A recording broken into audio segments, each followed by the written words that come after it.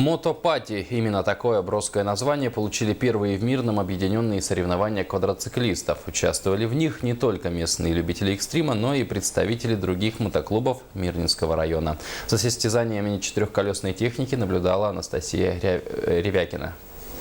С намерением объединиться любители мотоспорта собрались в минувшие выходные, чтобы провести первые масштабные соревнования. Хотим сформировать это движение квадро.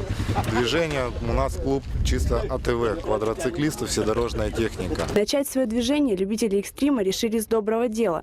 За день до соревнований очистили от бытового мусора прибрежную зону Майского залива. Проведя необходимый инструктаж на площади у аэропорта, участники акции стройной колонной двинулись по главным улицам Мирного. В этот же день на Майском заливе квадроциклистов ждала полоса препятствий. Это тестовый гоночный трек, который ляжет в основу более масштабной, профессиональной трассы.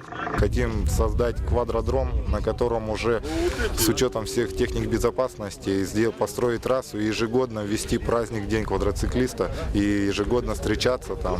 Полоса препятствий на Майском заливе небольшая, но в целях безопасности ее проходили по одному. Препятствия позволили выявить тех, кто действительно владеет всеми навыками управления этим транспортным средством.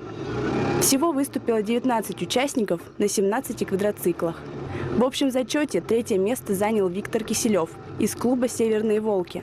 Второе место у Андрея Левичева, а лучший результат у Александра Кошмана из клуба «Легион».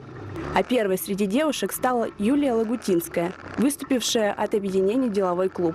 В будущем победителей районных этапов планируют направлять в Якутск и Ленск для участия в республиканских соревнованиях.